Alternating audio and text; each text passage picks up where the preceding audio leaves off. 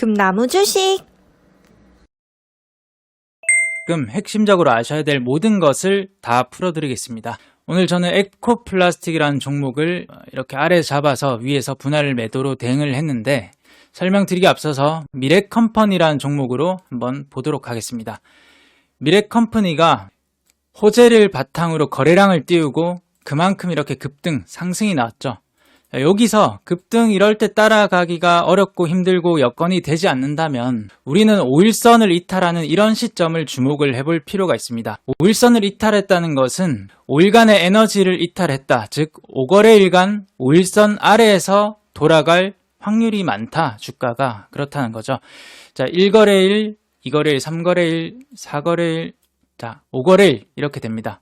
이렇게 돌아가게 되죠. 5거래일간. 그리고 다시 한번 5일선을 탈환을 해주면서 상승을 이렇게 3거래일간 잔잔하게 해주게 됩니다. 그 다음에 4거래일간 또 한 번 더 해주고, 그 다음 흐름이 5거래일째 이렇게 급등을, 잔잔하던 주가가 급등을 해주게 됩니다. 여기서 핵심은 이렇게 5일선을 이탈했던 주가가 5거래일간 5일선 아래에서 돌아갔는데, 그 다음에 다시 한번 탈환을 해주면서 잔잔하게 이동을 이렇게 해준다는 것은 다시 한번 5거래일 동안 이렇게 동일한 대칭하는 흐름이 나올 가능성이 높고, 꼭 5거래일간으로 지정할 수는 없습니다. 공식화할 수는 없지만, 이게 3거래일이 됐든 이게 4거래일이 됐든 6거래일이 됐든 공식화할 수는 없지만 대략적으로 5거래일 정도를 잡고, 자, 이 종목은 4거래일 지나고 나서 이렇게 상승이, 급등이 이렇게 나오게 되죠.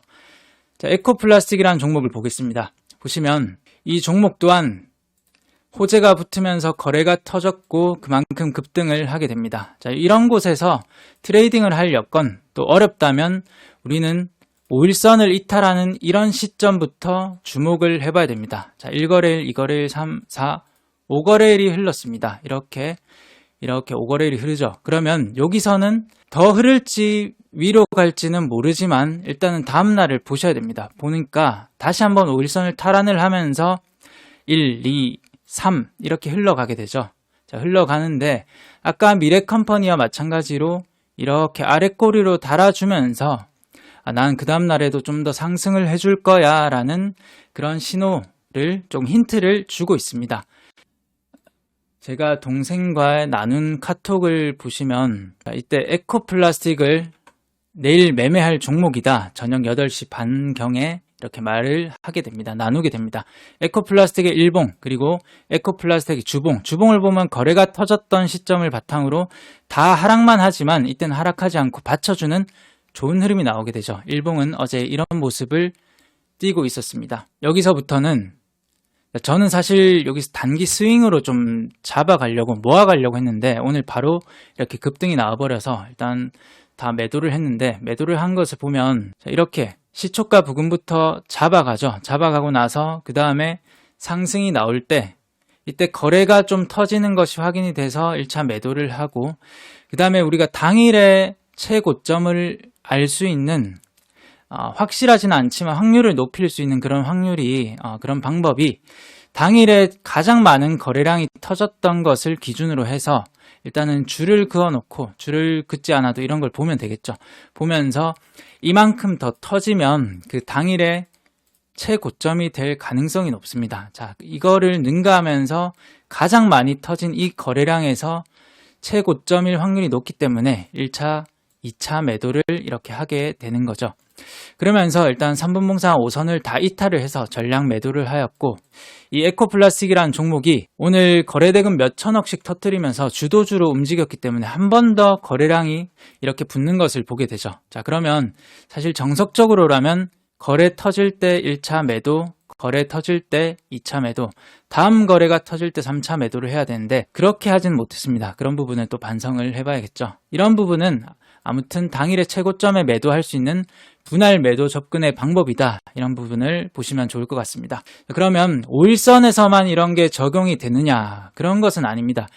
모든 것은 일단 의미 있는 거래량이 들어왔다는 것을 전제, 가정하에서 보셔야 되는데, 자, 이때도 보시면 일단 호재가 터지면서 거래가 터졌겠죠. 그러면서 꾸준한 급등이 나왔고, 이런 곳에서 트레이딩 할 게 아니라면 5일선을 이탈을 하는 이런 시점부터 주목을 해야 됩니다. 자, 보시면 1, 2, 3, 4 공식화할 수는 없다고 말씀을 드렸죠. 여기서는 4거래일 정도 이렇게 돌아가는 움직임이 나왔는데 그 다음에 이렇게 돌아가는 잔잔한 흐름이 나오느냐, 이 종목은 그렇지는 못했습니다.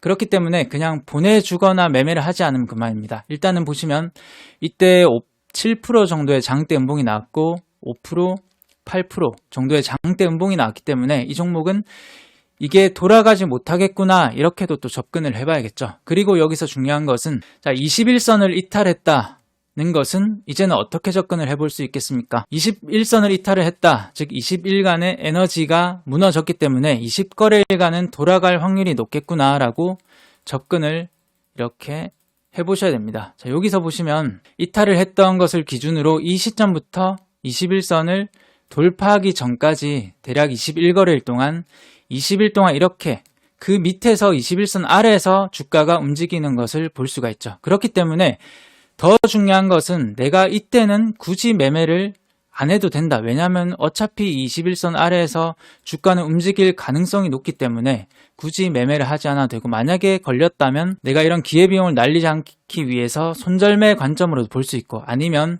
이 기간 동안은 나는 그냥 조금 버틸래, 이렇게도 접근을 해볼 수가 있습니다. 자, 보시면 21선을 이 시점부터 다시 한번 안착을 해주게 되는데, 자, 이 시점부터 이렇게 21거래일이 흘렀고, 또 이 시점부터 이까지 안착을 했던 기준이 23거래일이 또 이런 대칭을 이루게 됩니다. 그 다음 만약에 제가 이때 봤다면 저는 아마도 대칭을 이루면서 더 상승할 가능성의 무게를 뒀을 것 같은데, 그 다음에 이렇게 하락을 하게 되죠. 역시나 확인을 하는 과정은 필요하고, 이 시점부터 다시 한번 21선을 이탈했기 때문에 우리는 어떻게 생각을 해볼 수 있겠습니까? 또 한 번 20거래일 동안 이렇게 돌아 나갈 확률이 높겠구나 라고 접근을, 대칭을 해볼 수가 있습니다. 자, 23거래일 동안 이렇게 이 21선 아래에서 이렇게 주가가 움직였죠. 이런 23 대칭이 나오고 21 이런 대칭이, 이렇게 주가는 거래량을 바탕으로 해서 이런 힌트를 계속 이동평균선을 기준으로 주게 됩니다. 방금 전까지의 영상이 3월 30일에 시스템 문제로 업로드가 되지 않은 교육 영상이었습니다. 지금부터는 4월 19일 영상을 뒤이어서 보시죠. 4월 20일에 업로드가 될 예정입니다. 태경BK라는 종목을 보시면 여기서 이게 너무 거래량이 많아서 그런데 이 시점에도 의미 있는 거래량이 들어왔죠. 자, 지겹다고 관가하지 마시고 자세히 한번 보시길 바랍니다. 여기서도 대략 5, 6거래일 정도 이 5일선 아래에서 움직이는 흐름이 나왔고, 그 다음에 5일선을 탈환을 해주면서 이때는 급등이 나왔네요. 이런 부분은 제외하겠습니다. 하고 다시 한번 거래를 붙이고 이 5일선 아래에서 또 살짝 또 눌러주게 됩니다. 하나, 둘, 셋.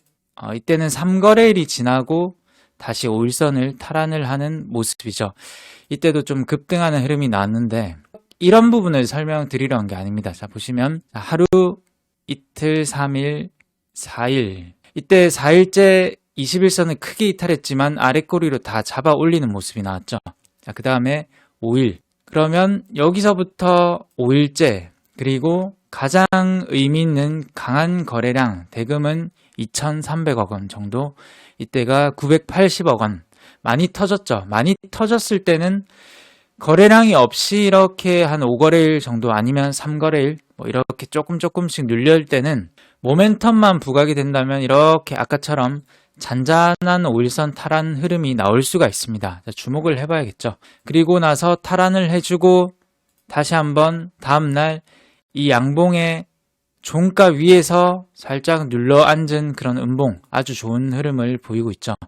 그 다음날 오늘 이런 흐름, 오늘이 대략 한 8% 정도가 상승이 나왔습니다.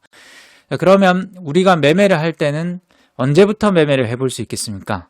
제가 매매를 한다면 일단 이 정도 사이 5일선을 위로 해서 살짝 잔잔하게 흘러가는 그런 흐름을 포착을 할 때, 그럴 때, 그리고 이 차트만 봐서는 안 됩니다. 이렇게 하락을 한다는 것은 다 이유가 있습니다. 가격이 하락을 한다는 것은 이유가 있다는 거죠.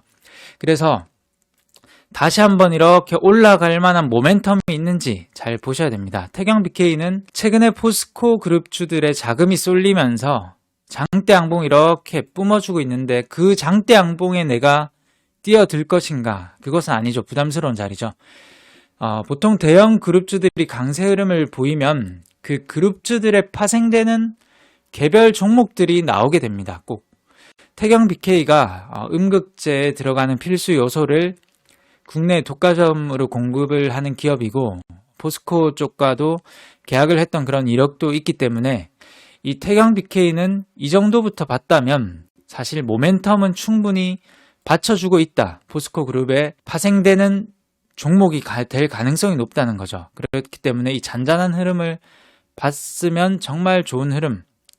제가 매매한 거를 보면 이런 시점부터 매매를 합니다. 이런 시점. 이 시점에는 일단 확인을 하고 이런 시점부터 매매가 가능하다는 겁니다. 오늘 이런 것을 꼭 말씀을 드리고 싶었고